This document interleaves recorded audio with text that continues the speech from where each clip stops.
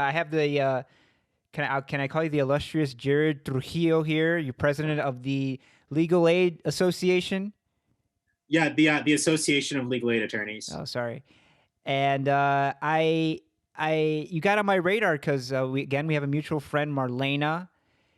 She sent me a now this video that you were in, where you're explaining your advocacy for sex work.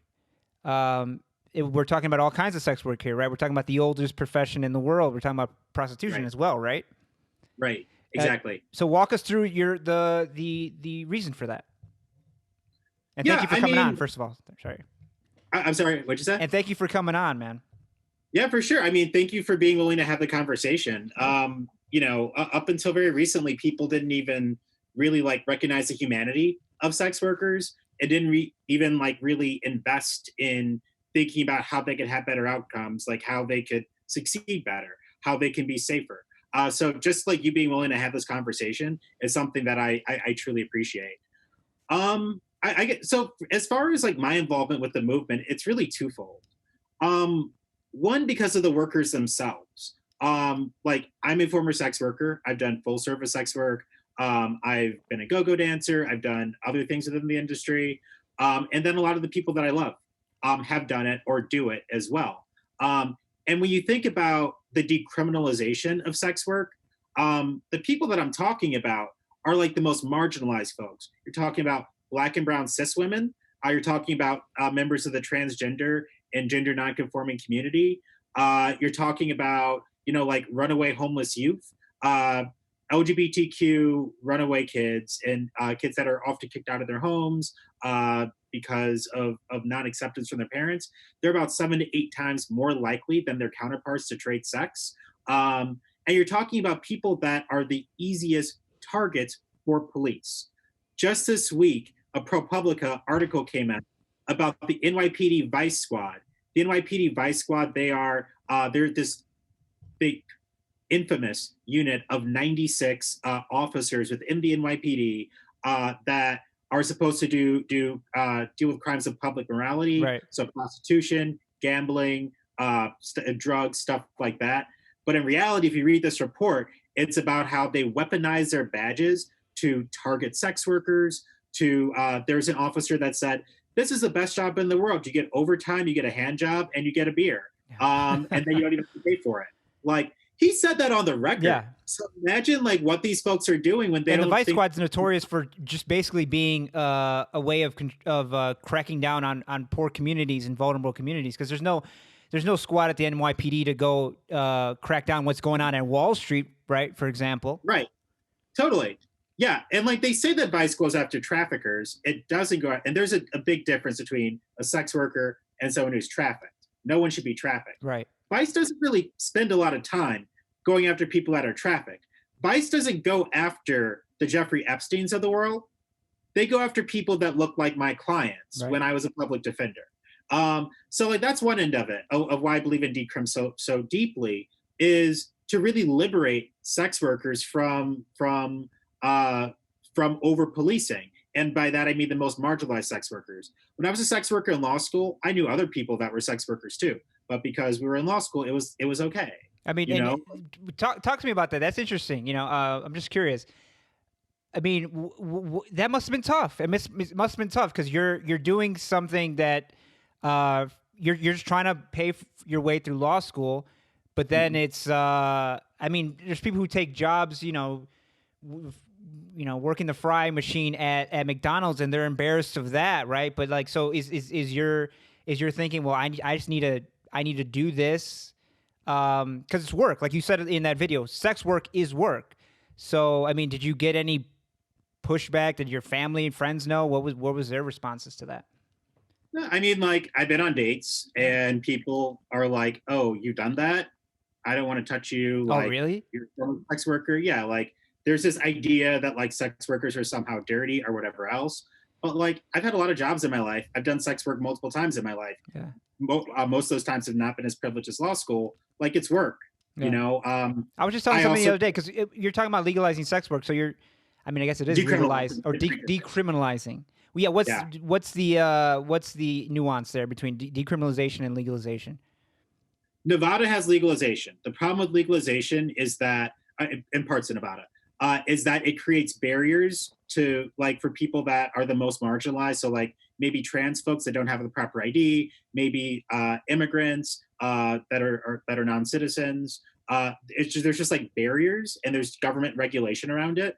Versus decrim just says, hey, like police, don't arrest people on either side of this transaction, and then the communities can come around and find ways to support each other, and hopefully there should be some state funding as far as like for services for sex workers too. But ultimately it's not saying these are the barriers. It's not like Nevada where you can only do it in certain areas, and sometimes that means that you have to like live there, which like leads to trafficking. Right. Decrim just says, hey police, like my body, my choice. So you're actually, I mean, you would be opposed to something that's like in Amsterdam where there's government, employees, sex workers, and is the idea there that you're saying the argument there that we don't need government regulation, you don't trust the government to regulate this property, so don't legalize it, just decriminalize it?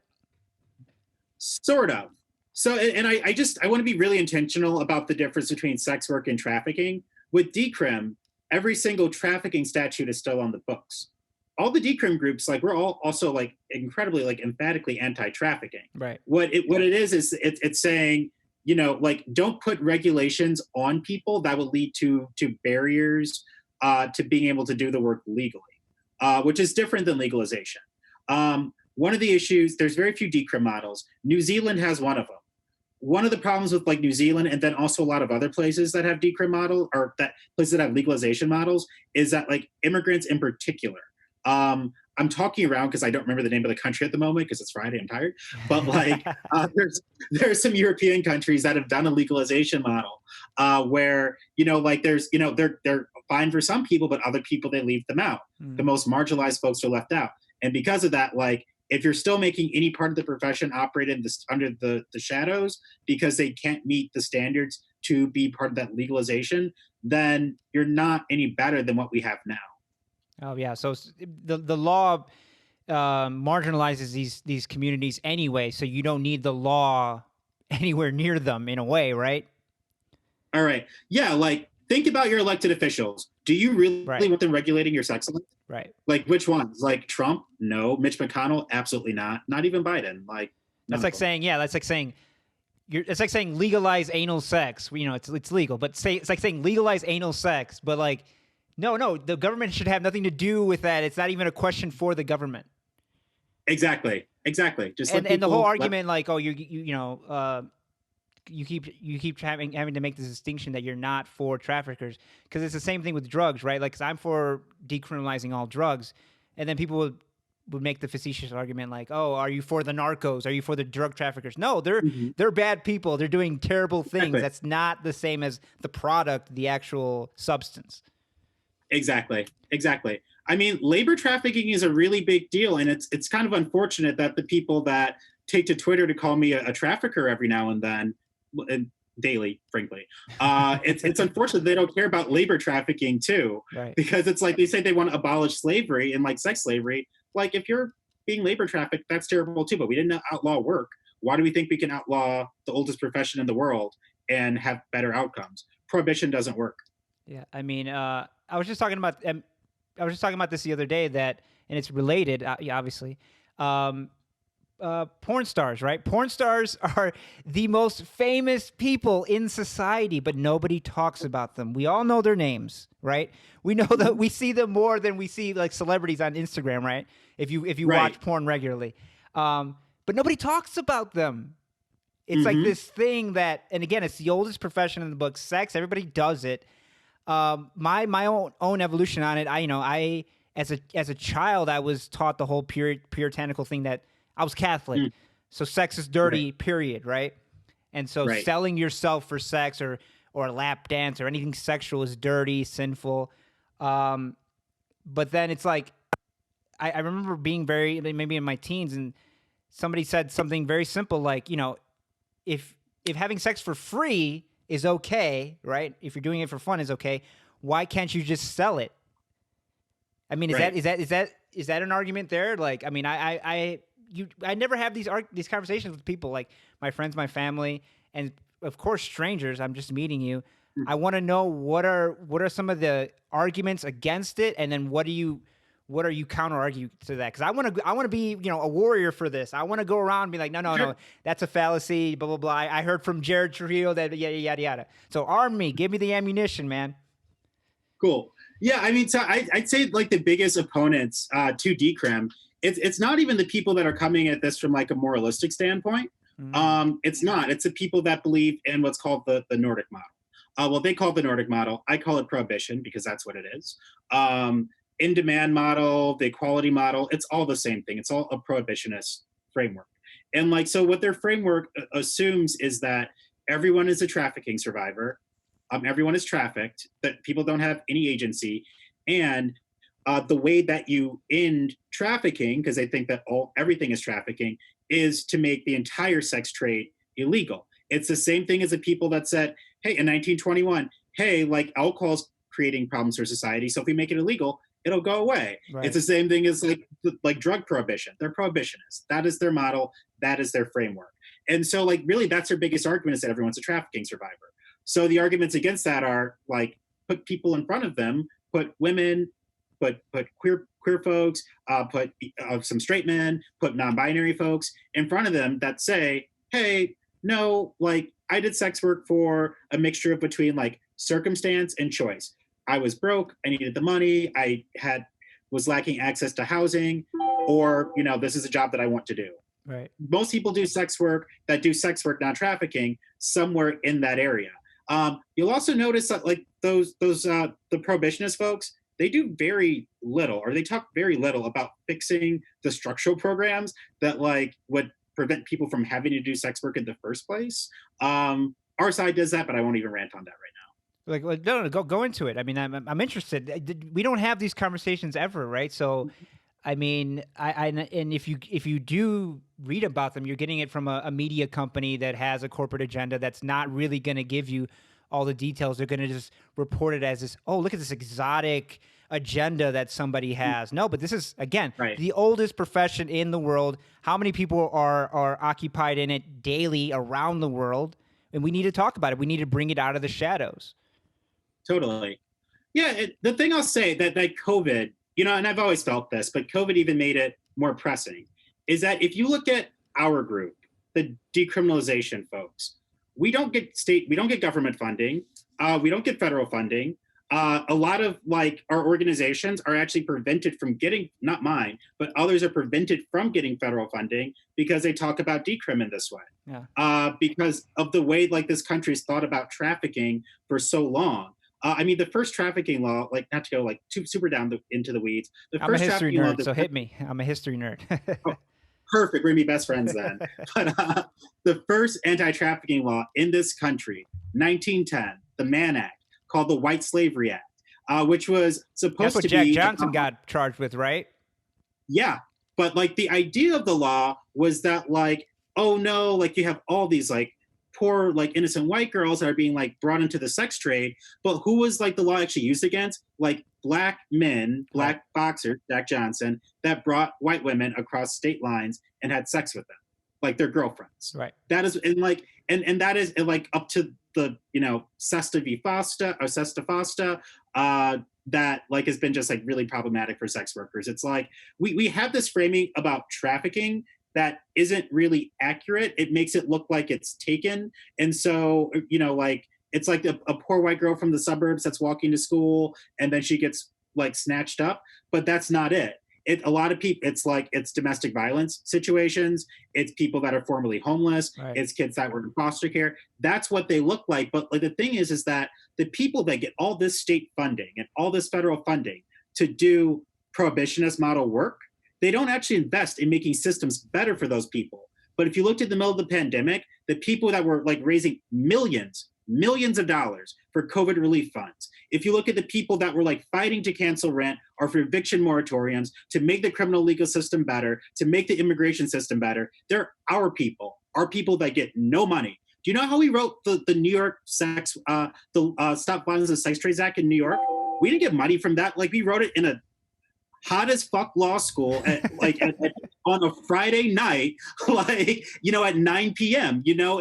This is it's just it bothers me so much that they get so much funding to do nothing to elevate people's lives except like come at us on Twitter, but like not actually do anything to make people's lives better. It's really disgusting. That's a problem with society in general, right? Like, you know, as a writer journalist, I mean, I'm constantly discouraged by the fact that all the people who want to fuck with society, they have, Mm-hmm. you know, all these foundations and these organizations and all this Yep. infrastructure behind them, and the people who are trying to make the world a little bit better, you know, it's by the shoestring budgets, like you said, in a hot ass room, and Mm-hmm. then we wonder why the world isn't as great as it could be. You know? Right, right. I mean, their side has like Amy Schumer and Seth Meyers and like all and like Ashton Kutcher and all these like rich white people that like don't even know what foster care is. Yeah. But like they can't like give some money to like us, like trying to like get sex workers like something to eat Right. in the middle of COVID, so they don't have to like so they can not work and not expose themselves to the virus. Like, it's, And I think people like, you know, again, from our puritanical, there's a puritanical vein in our whole culture.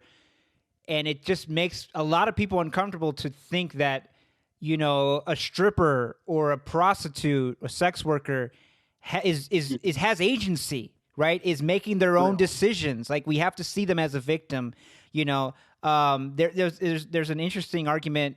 A feminist said that, you know, and I used to think this all the time, like the worst thing that can happen to a woman is to be raped. That's the worst thing. And you still hear it. You'll still hear it for 100 years. You'll hear it. And the feminist said, like, no, well, no, you're placing this woman's entire value in her sex organs. Like, maybe that's not, no, the worst thing that can happen to a woman is that she's killed, right? That's not the worst. Right. Her being raped is not the worst thing. And that makes us, you know, just saying it, and people are going to listen to this and see this, that makes them uncomfortable to think about, but it's true. You know, sex isn't dirty. It's not the worst thing in the world. It's actually beautiful. You know, if it's done between two consenting adults, it's beautiful. It's the most beautiful thing in the world. Totally. I mean, but that's just like, as you said it perfectly, that's just how we're conditioned. I mean, even the idea that like there is a woman is a different person because a man puts his penis inside of her and she's no longer a virgin. Right. Like just the idea like that's a thing. It's really like, it's 2020. We should be better than that by now. Yeah, it's crazy. I mean, so how did you get involved with this? I mean, I guess you were a sex worker, but I mean, what did you experience? I guess is the question that's, you know, would have to be is being popped up in my mind. Like, you must have seen something, or you must have been like, you know what, this is fucking shitty. I'm going to law school. Were you going to law school already knowing that you were going to get into this work, or I mean, how'd you go down this path? No, I mean, so I did sex work at a couple different times in my life. Law school is when I probably talk about the most because it's the most recent. And it just like, where are you from? Where were you born? I grew up in Chicago area. Chicago, okay. What neighborhood? Like the South Side. All right. I went to high school in Marist on 115th and Pulaski. So, yeah. But like, just like noticing the difference of like doing it like earlier in life than in law school, where it's just so much more privileged. Just because like the people I knew were like mostly like white kids. Some of them just wanted to go on vacations, which is fine. Like, hey, it's your money. Right. Do what you want to do. Right.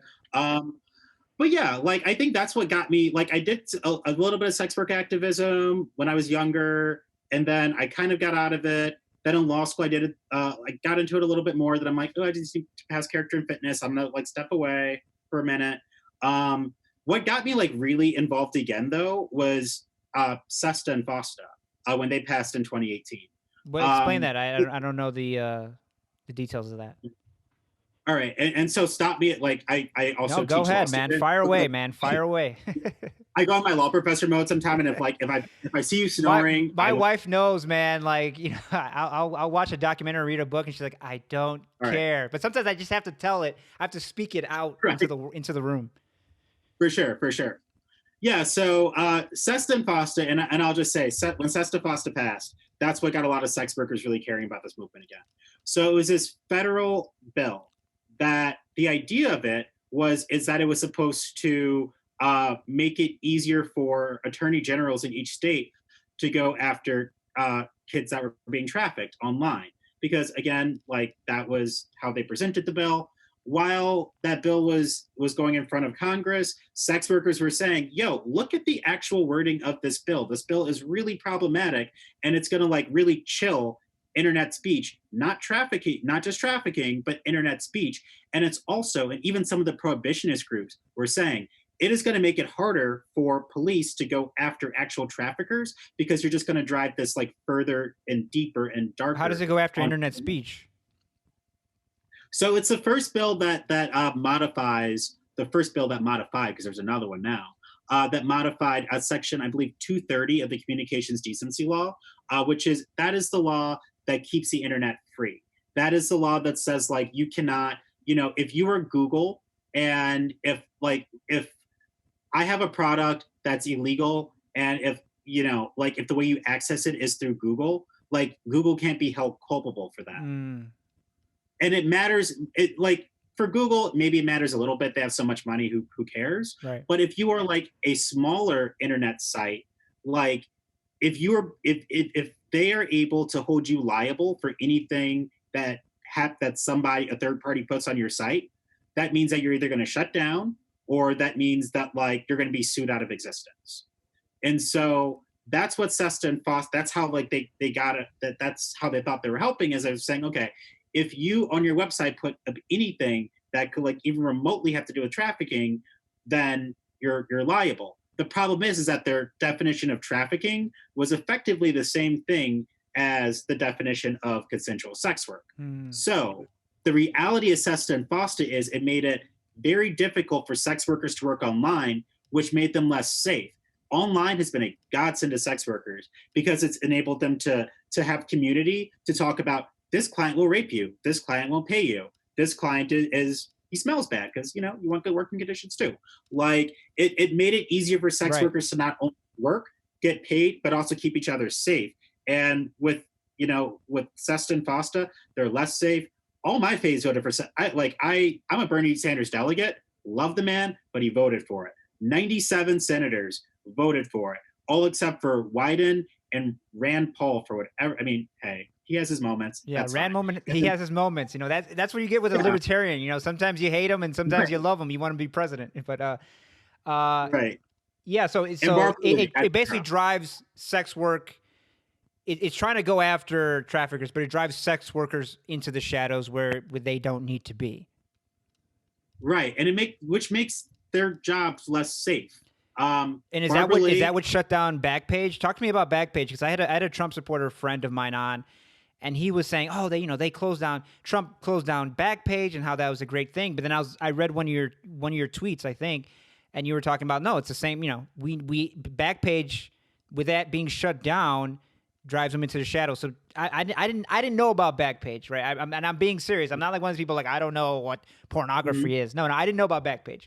But I mean, it's a what was it? It's a Craigslist for sex work. Yeah, that's actually a perfect example. Like a perfect.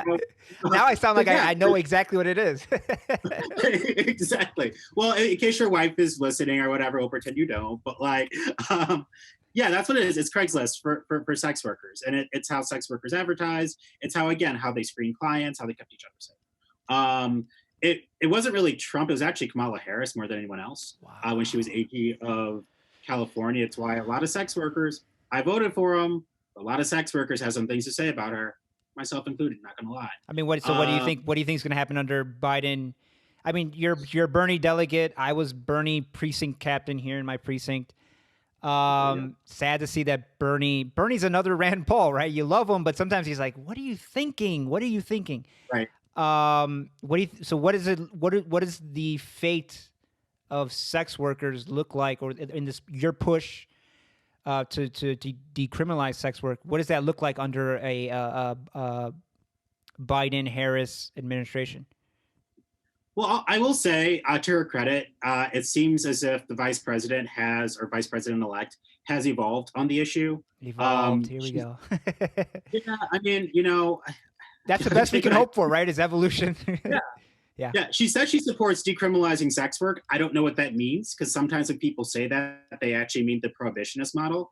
But hopefully, all the sex workers that said how SESTA-FOSTA was going to hurt them, and then it passed, and that it did hurt them, made them less safe. Hopefully, like she's actually listening to that. And so when the Earn It Act comes across her desk, which is basically SESTA-FOSTA 2.0, hopefully when that comes across her desk, like she'll be a little bit more cognizant of recognizing, like, hey, maybe I shouldn't hurt like the most marginalized women in society. Yeah, I mean, this is such a fascinating topic because, like I said, people are so uncomfortable with it, and yet everybody, you know, just from pornography, right? Even people who like to watch risque stuff, like it's it's almost like the things that we want to fix in society won't get fixed unless we fix the culture, the Mm-hmm. way of looking at sex. I mean, and is it the way that sex workers are being driven into the shadows so they can be more readily exploitable sounds to me like, and I've been reading about it a lot, is undocumented immigrants. I'm a Honduran, second generation Honduran American. There's a lot of trafficked sex workers from Honduras, right? Because they're just trying to get here, and but the whole reason to throw undocumented immigrants into the shadows is to make them more readily exploitable. Now, Mm-hmm.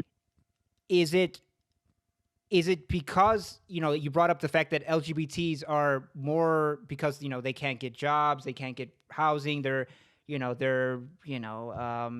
persona non grata still in a lot of communities. We're from Chicago, right? We know Boys Town. People come from all over to go to Boys Town, right? Because their families ditch them. Everybody doesn't want them, and they get thrown into sex work. I mean, is it do you see sex work as an LGBT issue, right? Like the whole idea that if it was I don't know, if it was a group of people that isn't so marginalized, this wouldn't be an issue. Yeah. So, like, it definitely is an LGBTQ issue. One, just because, just like queer and trans folks are arrested for sex work so much more, Right. and then queer and trans young people trade sex so much more frequently than everyone else. And that's because exactly what you said. Like two heroes within the queer rights movement: Sylvia Rivera, Marsha P. Johnson. People like say, "Yay, they threw the first bricks at Stonewall." I don't actually even know if that's true, but what I do know is true is that they ran what they ran. Not that I'm throwing shade on Right, like right, yeah, yeah. heroes, No, no, yeah. You're saying there's these all these myths, right? And we like to talk about right, our own heroes in a certain way. Yeah. right. Like that, I don't even care about. What I Right. care about is that we ran this house called Star House that like took in queer and trans homeless kids, and this is the '60s, and they gave them a place to stay. And if they were sex workers, they said, this is how you do this safely. Or, hey, you don't want to work today? Like, we will work, and so that you can have something to eat. Like, it was just radical kindness. Like, that's what makes them my heroes. And that still happens today. That like kids get kicked out of their homes, they're homeless, they don't know what to do. And by kids, I mean like 17, 18, 19, 20. Right. And so they resort to sex work. Trans folks, especially that come from Latin America, they're excluded from other parts of the economy because of their transness, because of their immigration status, because of everything else. And it's like, hey, this is a way to make some money. So it's definitely an LGBTQ issue because of that. And I'm really happy that the queer community is starting to recognize that like it's not just gay marriage, it's not just gay rich white dudes, it's like the least among us as well that need us to have their Yeah, backs. because I mean, you never hear it talked about like straight male, and you hear about it sometimes, but they're never like talked of as victims. Straight male prostitutes, right, or sex workers, they're never considered victims, right? That's not a problem. Like they're making their own decisions. They have their own agency. No, we have to protect the women. No, we have to protect. Well, you don't hear it from a certain side. You have to protect LGBTs, but yeah, we have to protect LGBTs. Sex work is always about a victim and always about a victimizer. And I don't know where I was going with that, but I mean, yeah, I wanted to bring you on because it's just you're young, you're a young black LGBT person, sex worker, a former sex worker, And that's exactly who we want to hear about. Like that's like you were saying, that we don't want to hear from Ashton Kutcher, about what's going on. I mean, is there? Do you know about what's been going on with sex workers during the pandemic? I mean, obviously we're hearing about a lot of marginalized communities that were fucked before the pandemic, and now the pandemic made everything worse. For sure. So, and this is where, like, frankly, because there's been these bills that we've been pushing for, and like everyone's heart and soul has been going to in New York, to these a couple of bills, and we just hadn't had any movement until literally yesterday. Mm. But like, just seeing like the beauty of the community like support each other and fight for each other during the pandemic actually like kind of renewed my spirit in all this, especially like watching like the Black trans women and Latin trans women that like are already experiencing so many levels of marginalization. So like a lot of people like didn't want to work, or they couldn't work, or like their clients didn't want them to work because of the pandemic.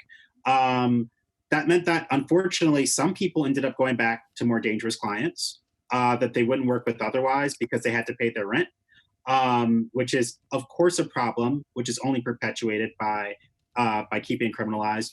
But then you had a lot of other sex workers that are like, hey, let me help my community. So you have all these sex worker outreach projects in Brooklyn and San Francisco and everywhere that are raising literally millions of dollars and just giving mutual aid to people. It was so beautiful to see the community just like lift each other up that way. Yeah, I mean, the pandemic's really, it was a moment of, I guess we're in it. I'm talking about it like it's past tense, but next year is going to be hell too. But Yeah. it was a moment of crisis, and it was good to see that. Yeah, I mean, obviously, some people are, they just said fuck. They're saying fuck humanity. I'm in it for myself. Stop the steal, all that garbage. But other people are like, you know what? It made them and I've talked about this on the show. Other people have talked about it. Like, it made people reassess, like, what is the meaning of life? What's important? What do we value? Oh, community. Oh, other people. Oh, just being kind to each other. Like, we're only here for a little while, and we don't know how long we're here, and so everybody deserves to be happy. Let's not. Yeah, I mean, I feel like in 2019 we were headed. The pressure was building, and something was going to happen. And I feel like had the pandemic not happened, 2020 would have been way more chaotic, because there would have been none of that solidarity, none of that fear of like, oh, there's a crisis, we got to stick together. The other thing I wanted to bring up was that, I don't know if you've seen it, but it's Dave Chappelle went on the Actor Studio. He went on there one time, and then he came on there the second time to interview James Lipton, who's the dean of the Actor Studio. And he tells a story about how when he was a young man, he went to Paris, and there's a French word for, I mean, I don't know what you would call it, a bordello, Mm-hmm. and there's a madam, and he worked for the madam. I guess he was somebody who went and got clients.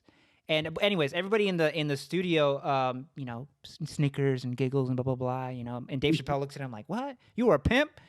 And he goes, "No, it's not like that. It's very respectable." Anyways, my whole point is that in this country, we have to get past our childish Right. culture and our childish the things that divide us, the things that are like, oh, that's icky, we have this way of judging things based on what other people talk about. And I'm glad that I wanted to bring you on, like you said, at the beginning when we were setting up, that you were glad that I brought you on. But the whole thing is that if these things aren't talked about by people who, like you and I, seem normal, right? We're normal. Like, it's not like it's. I did the same thing. I've been doing the same thing with marijuana, like.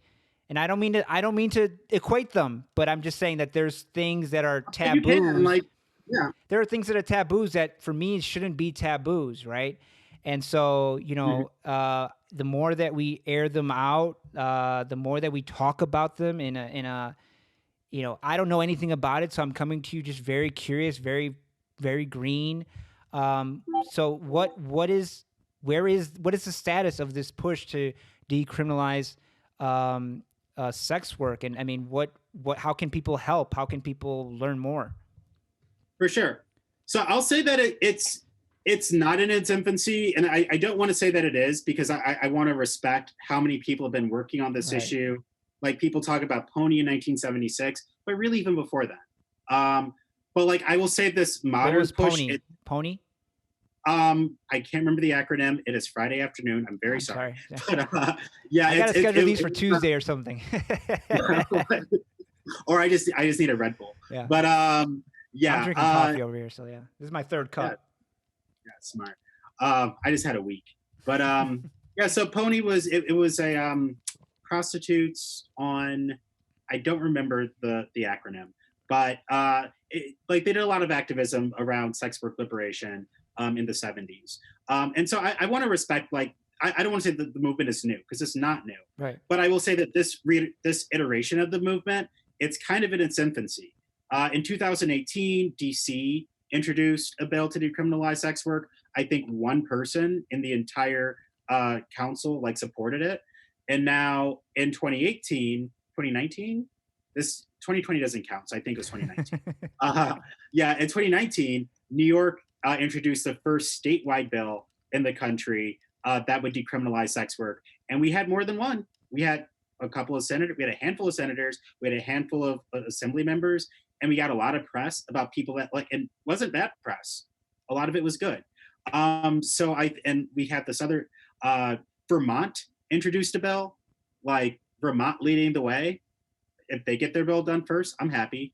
A whole bunch of other jurisdictions, New Orleans are doing a lot of work around it.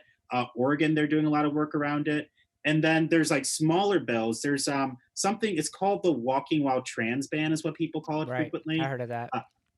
Yeah, loitering for the purpose of prostitution. What it is, it really short. First of all, the law is deeply unconstitutional in every iteration of it. Every single walking while trans statute I've read is like vehemently unconstitutional. But beyond, what's the constitution? Why is it unconstitutional? Because the laws are written so vague, and because they're so overbroad, that there's no real way that you can know that you're like not complying with the law.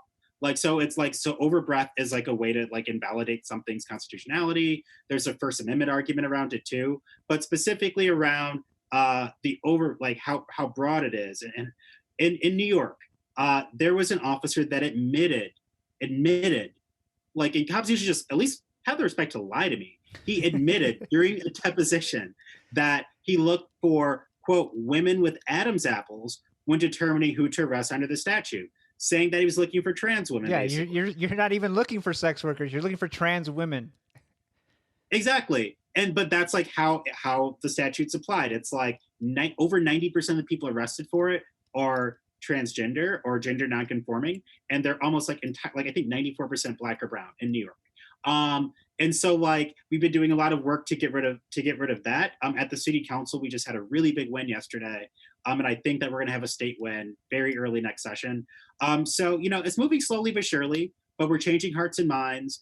There's DAs, prosecutors all throughout New York that we've gotten to like kind of lessen their enforcement of the prostitution related statutes.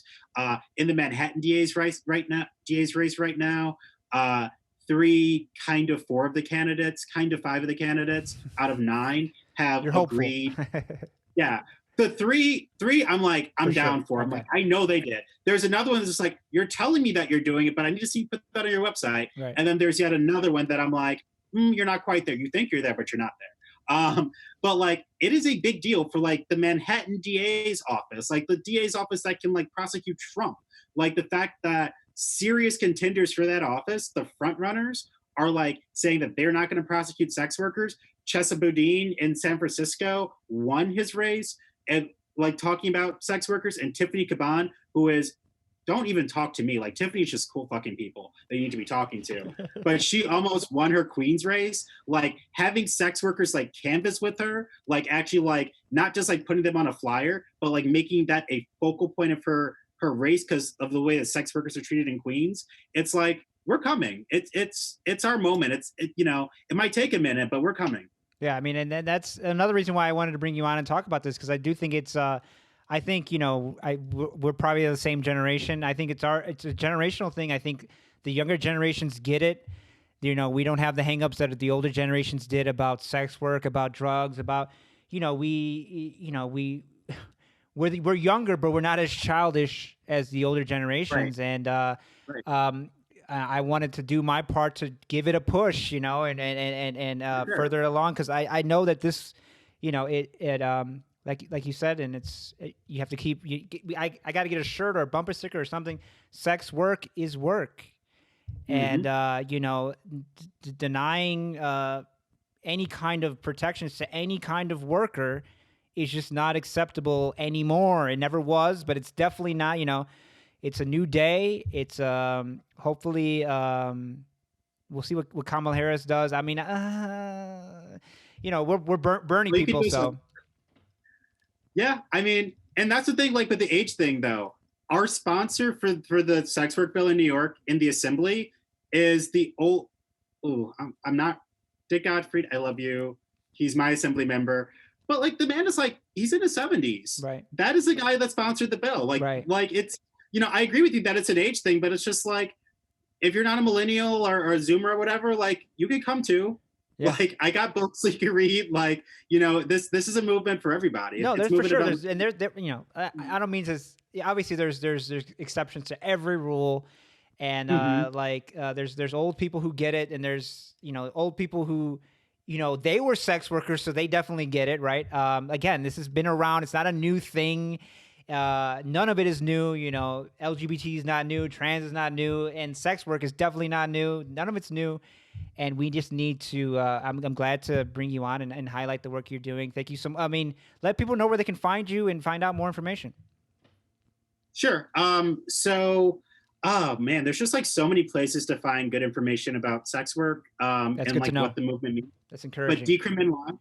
I'm sorry. That's encouraging. That's good. Yeah, there really is. There's so many great groups doing it. The group that's near and dear to my heart, where I'm a steering committee member, Decrim just decrimny.com. We're just decrim, DCRIMNY. On Twitter, I believe that's our handle. I hate social media. My Twitter is Jared True Esquire, ESQUEER. And yeah, like if you peruse my page, you can find like so many people that are doing the work, that are doing just like amazing things. The Sex Workers Project's doing amazing things. Um, Red Canary in New York is doing amazing things. Like swap, like wherever you are, look at Sex Workers Outreach Project. Give them money right now for mutual aid because they're doing so much life-saving work to help sex What was workers. that name again? And Sex worker. What was the A? What was the A? Sex Workers Outreach Project, SWAP. Okay. They're swapping like every big city.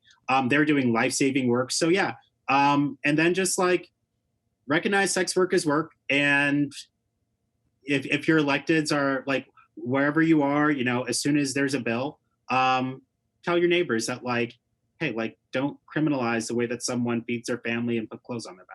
Yeah, for sure. I mean, I think that's how we're gonna do it. We just have to talk to. If you're like a lay person like me, just talk to your friends and family. Talk to people. Just we can't keep it hush hush anymore because people are really suffering and vulnerable. Thank you so much. I know you're a busy man. You were on a call before this. You're tired. You had a long week. Thank you so much. Have a good weekend, and I'll be in touch. And Godspeed. Great. Thank you so much. Have a great weekend. Cheers.